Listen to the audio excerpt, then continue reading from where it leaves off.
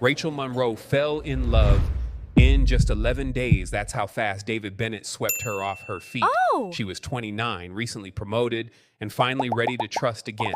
David walked into her coffee shop and never really left. He remembered her order without ever being told twice. He asked questions and actually listened to the answers. Her friend said she never smiled like that before. 3 weeks in, he was already talking about forever. He proposed on one knee in the pouring rain. She said yes before he even finished the sentence. What she didn't know was absolutely terrifying.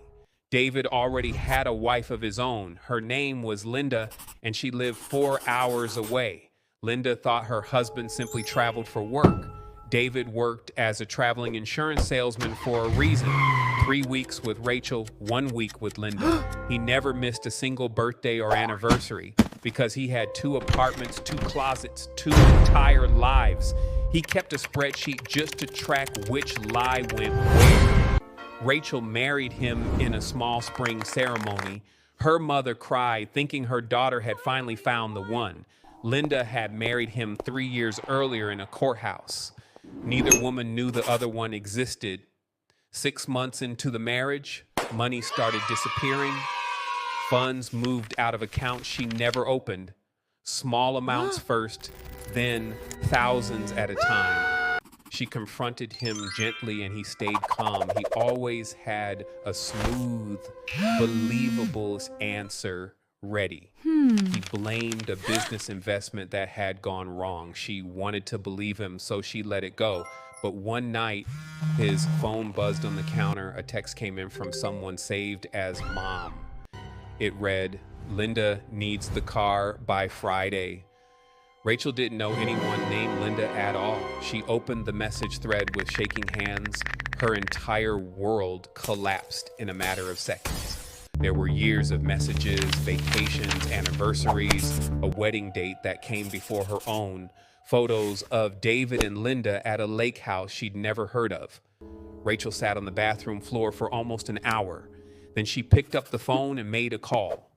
Rachel hired a private investigator named Sarah Lynn. Sarah had handled cases like this one before.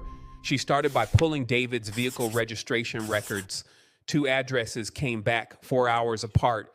Sarah tracked down David's second address in 4 days. She sat outside the house and watched for 2 mornings. On the 3rd morning, Linda walked out to get the mail.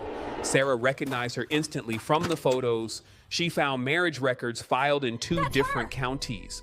Both marriages were technically legal and both were hidden. Sarah pulled bank statements from both households. The pattern was almost identical in each one. Money would arrive, then quietly vanish within weeks. Rachel wasn't just heartbroken, she was a fraud victim. So was Linda, though she didn't know it yet. Rachel waited anxiously for Sarah's next update. Sarah made the call that connected both women for the first time. Linda was silent on the phone for almost a full minute. Then she asked one simple, devastating question. Was her David even his real name? David had drained both women's finances for years.